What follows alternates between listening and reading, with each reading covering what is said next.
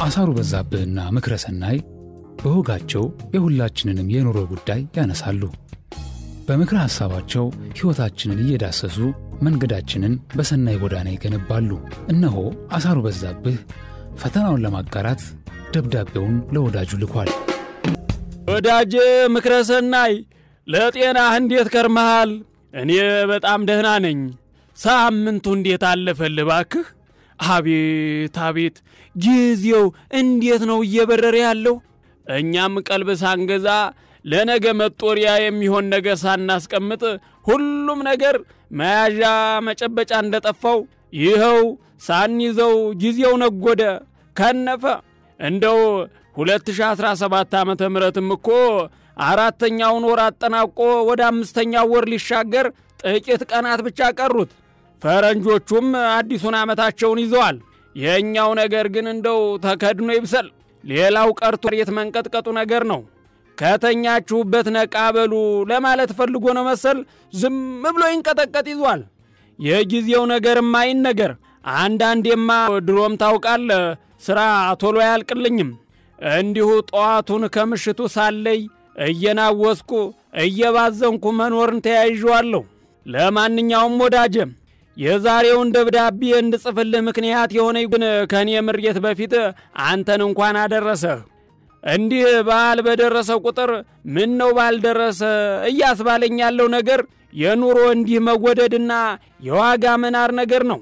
ሌጣዬን በሆንማ ተኝቼም ቢሆን አሳልፈው ነበር። ቤተሰብ ሲኖርህ ግን ትንሽ ከበድ ይላል። ኧረ እንደው ወዳጄ አሁንስ ሳይብስብኝ አልቀረም። ኑሮ እንዲህ ሮሮና ብሶት የሆነው እኔ ላይ ብቻ ነው ወይስ ሁሉም እንደኔ ብሶበት ግራ እያጋባው ይሆን እያልኩ ነው። ነገሩ ጫን እያለ ሲመጣና ከአቅም በላይ ሲሆንብኝ እንደሆነ ይሁን እያልኩ በግርድፉ መኖር ጀምሬያለሁ። ከልኩ ላይ አለፍ ግራ ቢገባኝ እኮ ነው እንዲህ መሆኔ።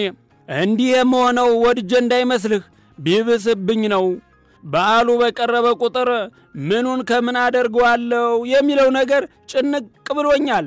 ነገሩ ገበያ ወጥቶ መግባት ባልደረሰም አልደረሰ አዘቦት ቀንም ቢሆን ጭንቅ ጥብ ከሆነ ከራረመ ወዳጄ አሁን እኮ ገበያ መውጣት ማለት በተጋነነ የመጣው የስግብግብ ነጋዴዎች ነገር አሳሳቢ ሆኗል። እኔ ብቻ ይለፍልኝ የሚለው የፉክክር የገበያ ስርዓት ኑሯችንን አዘቅት ውስጥ እንዲገባ ምክንያት ሆኗል ባይ ነኝ። እንደ አንድ ሀገር ዜጋ እኮ መተሳሰብ ቀረ። አንዱ ለሌላው ማሰብና ማዘን ትቷል። ሁሉም እኔ ብቻ ይለፍልኝ፣ እናንተ ቀስ ብላችሁ ያልፍላችኋል፣ እኔ ብቻ በልቼ ልደር፣ እናንተ ሲኖር ትበላላችሁ የሚል በዛና አንዳችን ሌላችንን መመልከት ተውን። በዓል በመጣ ቁጥር መንግስትም የሸቀጦች ዋጋ በተጋነነ መልኩ እንዳይጨምር ምርቶችን በበቂ አስገብቻለሁ ይላል። ከዛ ዋጋው የማይቀመስ ይሆናል። ለነገሩ እናማረራለን እንጂ መግዛታችን እንደው አይቀር። ታዲያ እንዴት ዋጋ ይቆለልብን? ያለንን አሟጠን ገበያው ላይ በተጠራው ዋጋ ሸምተን ከመሄድ ያለፈ ነገር ስለማናደርግ የሚያዝንልንም የሚፈራንም የለም። የምንሰማው የሸቀጦች ዋጋ መናር ነገር በዚሁ ከቀጠለ ለክፍያ ይዘነው የምንወጣውን ገንዘብ ቦርሳችን አሪያም ኪሳችን ስለማይችለው ተሸካሚ ይዘን እንዳንወጣ እያሰጋኝ ነው። የበዓል ግብይት አሁን ላይ በፉክክር ሆኗል ዋጋ የሚቆለለው። በተለይ የሰንጋ ገበያውም አይቀመስም። የሚጠራው ዋጋ ዕለት ተበልቶ ነገ የሚጠፋ አይመስልም። ደሞ እኮ ወሬው የምስራች ነው እኮ የሚመስለው ሲናፈስ።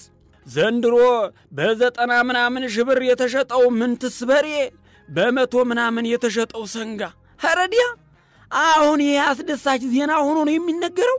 አሁን ማይሙት ይሄ ዜና ለኛ ያስደስታል። ይሄ ዜና የሚያስደስተው ለራስ ወዳዱ ነጋዴና ከብቱን ለሸጠው ሰው ብቻ ነው። እሱም ከነዛ ወፍ ከሰማይ ከሚያወርዱ ነጋዴዎች ስግብግብነት ከተረፈ ነው። ምን እሱ ብቻ ወፍ የምታህል ዶሮ 1000 ከምናምን ተብላ ትተመናለች። በየቀኑ የምሰማው የዕቃዎች ዋጋ ጆሮዬን እንድጠራጠር እያደረገኝ ነው። ደግሞ እኮ የዕለት ተዕለት የምግብ ፍላጎታችን መሆኑ ነው ነገሩን አሳሳቢ ያደረገው። እንደው ግን ልብ ገዝተን ብናስበው መተሳሰቡ አይሻልም ትላለህ ወዳጄ? እንደኔ መተሳሰቡ የሚሻል ይመስለኛል። የሚያሳዝነው ደግሞ ሁሉንም ነገር የሚያሰድቡት እነኚህ ነጋዴዎች ምን ቢፈጠር ይሆን ልብ የሚገዙትና የሀገር ነባራዊ ሁኔታ የሚረዱት እያስባለኝ ነው። እንደው ግን ሕግና ሥርዓት እንዳለባት ሀገር ሕግ እንዴት አንፈራም? እሺ ሕጉን በብዙ መልኩ መቀልበስ ስለሚቻል ሕጉንም አይፈሩ ይሆናል። እንዴት ፈጣሪን አይፈሩም? እንዲው ሌላው ይቅር እንዲህ ባል ሲሆን እንኳ ትንሽ ቢያስቡልን ምን አለ? የአንድ ሀገር ዜጎች አይደለንም ይሆን እንዴ እስክል ድረስ እየሰጋሁ ነው። እርስ በርስ ካልተሳሰብን ሁሉንም እኮ ሕግ አስከባሪ ተከታትሎ መንግሥት አስፈጽሞ አይዘልቀውም። ወዳጄ ምክረሰናይ እንዲህ ያሉትን ነጋዴዎች ስታስብ ልባቸው ለሰው የሚራራበት ጊዜ አይናፍቅህም? የአንዳንዱ ነጋዴ ነገር ማይነገር እነሱም በተራቸው ሌላ ቃል ይገዙ የሚመጡ አይመስሉም እኮ። ችግሩ አንዱን ሲነኩት ሌላው እየተከተለ የሚደረመስ ክምር እየሆነ መምጣቱ ያሳዝናል። በዚህ ልክ መጨካከናችን፣ አለመተሳሰባችን፣ አንዳችን ሌላችን ረግጠን ለማለፍ የምናደርገው ትግል ያሳዝናል። ወዳጄ አንዳችን ሌላችንን መለስ ብለን ስለማናይ የኑሯችንን ልዩነት መገንዘብ ባለመቻላችን ይኸው ተያይዘን እየሄድንበት ያለው አዘቅት መውጫ ይኖረዋል ብዬ እንዳላስብ አድርጎኛል። ምርቱ በበቂ ወደ ከተማ ይገባል፣ ዋጋ ጭምር ተመን ወጥቶለት ይለጠፋል። ግን ምን ዋጋ አለው? ሕግ አስከባሪው ዞር ሲል ዋጋው ተከትሎ ለሚሰማው ተገበያይ ራሱ ያስፈራው ይዟል። እንዲህ አይነቱ ድብብቆሽ የት ድረስ እንደሚያስጉዘን ሊገለጥልኝ አልቻለም። መቼም ለወጣ ሕግ ሁላችንም ተገዥ ካልሆንን በእያንዳንዱ ሱቅ ፖሊስ አሊያም ደግሞ ሌላ የሕግ አካል አይቆም። ሁሌ ቅጣት እየተፈራ በድብብቆሽ የሚሰራ የንግድ ሥርዓት ውጤቱ አንድ ቀን መያዝና ከንግድ ሥርዓቱ መውጣት ነው። በእርግጥ በእጃቸው መሄድ የለመዱ ነጋዴዎች መውጫ ያጡም። እሱንም እያሰብክበት ሌባና አጭበርባሪ በልበ ሙሉነት ሲንቀሳቀሱ አይን ያወጣ ማጭበርበር ስር ሰዶ በእጅ አዙር ሌብነት የተካኑ ሰዎችን የሀብት ማማ ላይ ሲያስቀም ስታይ መልካምና ታታሪ ከስሮ ከንግድ ሥርዓቱ ሲወጣ ሲታይ ህሊና ለምን ያስብላል? እንደው ግን ወዳጅ አንድ ነገር ልጠይቅህ። እኔ ብቻ ነኝ እንዲህ ተለይቶ ጥፋትና ክፋት የሚታየኝ ወይስ ሁላችሁም እያያችሁ እንዳላየ እያለፋችሁ ነው?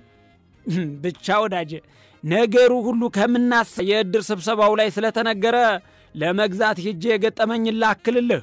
ከሌላው ተለይቼ ብቀር በኋላ በራሴ ላይ ችግር መፍጠር ነው ብዬ ስላሰብኩ ወደ ሱቅ አንዳንድ ዕቃዎች ልገዛ ብዬ ሄድኩኝ። ለስሙ እኮ የዋጋ ዝርዝሩ ተለጥፏል። እኔም አቅሜን አገናዝቤ ቀለል ያለ ነገር መርጬ እንዲሰጠኝ ነገርኩት። ታዲያ የነገረኝ ዋጋ ቀልቤን ገፈፈው። እንዴ አልኩ፣ የተለጠፈው ዋጋ እኮ እንደዛ አይልም ብለው የምርቃት ዋጋው በእጥፍ ነው ብሎኝ አረፈው። ቆይ መግዛት የራሱ መመረቄን አያመለክትም እንዴ? እንደው ጠላት ይደንግጥ ካሰብኩበት ዕቃ ገሚሱን ቀንሼ ስሜን ማስታወሻ ደብተር ላይ አጽፌ የገዛውትን ዕቃ ይዤ ብቻዬን እያወራሁና ከራሴ ጋር ብዙ የጭቅጭቅ ርዕስ እየፈጠርኩ ቤት የገባሁ እልሃለሁ። ብቻ ወዳጄ ነገሩ ሰርቶ መብላት ሳይሆን ዘርፎ መብላት ቢሆንብኝ ነው ይህን ደብዳቤ ጻፍኩልህ። ለማንኛውም ሁሉን ቢናገሩት ሆድ ባዶ ይቀራል ነውና ነገሩ የዛሬን በዚሁ ለማብቃት ተገደልኩ።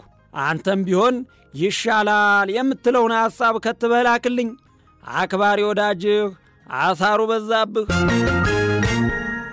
እነሆ ምክረ ሰናይ ለአሳሩ በዛብህ ጉዳይ መልስ ይሰጣል። ወዳጅ አሳሩ በዛብህ ለጤና እንደምን አለ? እኔ በጣም ደህና ነኝ። ሳምንቱ እንዴት አለፈልህ? አይ ወዳጄ ያንተን ደብዳቤ ሳነብ የሚሰማኝ ስሜት ምን እንደሆነ ታውቃለህ? ምድር በነውጥ የተመታች ይመስለኛል። እንዳንተ አገላለጽ እኮ በልተን የምንውል ወጥተን የምንገባ አይመስልም። ወዳጅ አሳሩ እንደዛ የምልህ የምትላቸው ነገሮች እውነት የላቸውም ማለት ሳይሆን ነገሮችን የምንቀበልበት መንገድ ሁሌም ጨለምተኛ ከሆነ እኛም ጉዟችን ከጨለማ ወደ ጨለማ ስለሚሆን በተቻለ ነገሮችን በብልሃት ለማለፍ ሞክር እንጂ ምሬት ብቻውን የሚያመጣው ነገር የለም ለማለት ነው። በዛው አያይዘ ያነሳው የጊዜው የመፍጠን ነገር ልክ አይመስለኝም። አንተ እንደምትለው ጊዜው በሮ ሳይሆን በአግባብ መጠቀም የሚገባንን ጊዜ በአግባብ ባለመጠቀማችን የሚመጣ ነው። ምናልባት እርጅና እየተጫጫነ ስለሆነ ስራህን ቶሎ መስራት ተስኖ እንዳይሆን ሰጋው። ለዛ እንዳይሆን ጊዜ ፈጠነ መሰለ። ለማንኛውም 24 ሰዓቱን አሁንም እንዳለ አለ። ወዳጄ ጊዜ ፍትሃዊ ነው። ሁላችንም ጋር እኩል ይደርሳል። ይልቅስ በእውቀትና በአግባቡ መጠቀሙ ላይ መበርታት ይሻላል። ይልቅስ የመሬት መንቀጥቀጡ ነገር አሁን ላይ እውነትም ሊያሳስበንና ሊያስጨንቀን የሚገባ ነገር ነው። ለነገሩ እሱንም ብንጨነቅ ምንም ማድረግ ባንችልም መረጃዎችን መከታተል ያስፈልጋል። ለዛሬ እኔ መልካም ምክርና ሐሳብ ፈልገህ የመጣህበት ጉዳይ ትንሽ የሚመስል ነገር ግን ትልቅ ጉዳይ ነው። ወዳጅ አሳሩ እርግጥ ነው ኑሮ ተወዷል። ነገር ግን ጊዜውንና ዘመኑን ያገናዘበ ኑሮ መኖር ስለማንችል በረባ ባረባው ገንዘብ አባካኝ በመሆናችን ምክንያት መሰረታዊ ህይወታችን እንዲቃወስ ምክንያት እንደሆነ ይሰማኛል። ሰርተን ከምናገኘው በላይ የምናወጣው ወጪ ስራችንን እየነቀለው ኑሮን መቋቋም እንዳንችል አድርጎናል። እንደ አቅም መኖር የሚባለውን ነገር ዘንግተን ያየነው ሁሉ ስለሚያምረን ሁሉንም ለማግኘት የምናደርገው ትግል ባዷችንን እያስቀረን ነው። ወዳጄ ዘመኑ እንደ ቤት እንጂ እንደ ጎረቤት የሚኖርበት አይደለም። ቤታችንን እስካልመሰልን ይብሱን እየደህየንና እየደቀቀን መሄዳችን አይቀሬ ነው። በተለይም በዓላት በመጡ ቁጥር የምናወጣው ወጪ ነገር ወዳጄ ከልብ ልናስብበት ይገባል። ስግብግብ ላልካቸው ነጋዴዎችም መንገድ የሚከፍተው የኛው መስገብገብ ነው እና መስገብገባችንን በልክ ብናደርግ እነሱም መስገብገቡን በልክ ያደርጉታል ባይ ነኝ። እንዲህ እንድል ያደረገኝ ዋናው ምክንያት ከመጠን በላይ የተጋነነ ዋጋ ሲጠራ አይናችንን ሳናሽ የምንገዛው ከሆነ ነጋዴውም ዋጋውን ለመጨመር ይበረታታል እንጂ ይሄ ነገር ፈላጊ የለውም ብሎ አይተውም። ነገርየው መድኃኒት አሊያም መሰረታዊ ምግብ ፍጆታ ካልሆነ የዓመት በጀታችን እስኪቃወስ ድረስ ወጪ የሚያስወጣ ነገር መግዛት ግድ አይደለም ባይ ነኝ። ስግብግብ ነጋዴዎች ያልካቸው አካላት ዋና ዓላማቸው አጋጣሚውን ተጠቅመው ገንዘብ ማካበት ልምዳቸው በመሆኑ እና ይህ አካሄድ ደግሞ ለረጅም ዓመታት እንደ ትክክለኛ የንግድ አካሄድ ሲከወን የኖረ በመሆኑ እንዲሁ በቀላል እንላቀቀዋለን ማለት ዘበት ነው። ወዳጄ በቀላሉ የሚገኝ ገንዘብ ሰዎችን ህገወጥ ያደርጋል፣ ሲለመድ ደግሞ ሱስ ይሆናል። ይሄን ነገር ድንገት አቁሙ ማለት ሱስን ባንዴ ተው እንደማለት ነው። ልምምዱ በቀላል አይላቀቅም።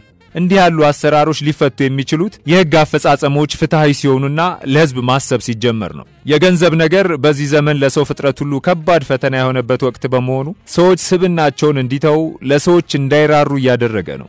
አይደለም እንዲህ በማጭበርበር የሚገኝ ገንዘብ ይቅርና በትጋትና በመታተር የሚገኘው ገንዘብ በቀላሉ ልልቀቅህ ብትለው የማይሆን ነው። ወዳጄ በማጭበርበር ገንዘብ ሲያገኝ የኖረ ህገወጥ ነጋዴ በህጋዊ መንገድ ስራ ብትለው እንደ መክሰር አድርጎ ስለሚቆጥረውና መስመሩን የሳተ ጥቅመኝነት ስለተጠናወተው በቀላሉ ወደ ዋናው መስመር ይመለሳል ብሎ ማሰብ ሞኝነት ነው። እንዲህ አይነቱን በጠማማ መንገድ ሲጓዝ የኖረ ሰው ለመመለስ በመንፈሳዊውም በዓለማዊውም መንገድ ብዙ ስራ ይጠብቃል። ጊዜው አስቸግመት ሙሉ ገንዘብ ይዞ በመቀመጡ ስለ ጎዳኝ አጋጣሚውን ተጠቅሜ ጉዳቴን ማካካስ አለብኝ የሚል ነው። ይህን ስል ምን ትዝ አለኝ መሰለ? አንድ ጊዜ ሌላ ዕቃ ለመግዛት መርካቶ ገብቼ ሁለት ነጋዴዎች ሰርጉ ደረሰ እየተባባሉ ሲሳሳቁ ተመለከትኩና ምን ማለት ነው ብዬ ስጠይቃቸው ትምህርት ሊጀመር ነው ማለት ነው አሉኝ።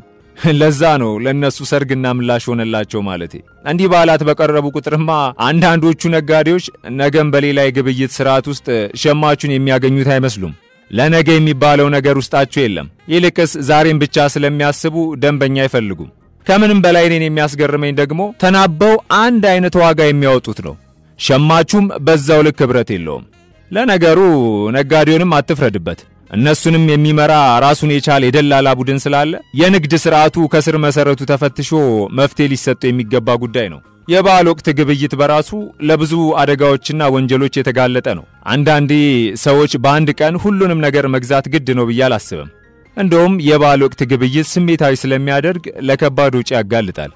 ወዳጄ የበዓል ወጪ የተጠናና የታሰበበት ቢሆን የተሻለ ነው ባይ ነኝ። በደስታ ሰዓትና በፌሽታ ወቅት የሚወጡ ወጪዎች ከቅድ ስለሚያስወጡ አብዛኛውን ሰው እነዚህ ወቅቶች ካለፉ በኋላ ለከባድ ኪሳራ ይዳርጋል። ወዳጄ ቁጠባን የምንለማመደው እንዲህ ባሉ ጊዜያት ነው። አንተም ብትሆን ወጪን በልክህና በአቅም ልክ መመጠን ተለማመድ። ለበዓሉም እንኳን አደረሰህ ከወዲህ ልልህ እወዳለሁ። ለማንኛውም ወዳጄ የዛሬውን በዚህ አበቃው። በሌላ ርዕሰ ጉዳይ እስክንገናኝ ቸር ቆየኝ። አክባሪ ወዳጅ ምክረሰናይ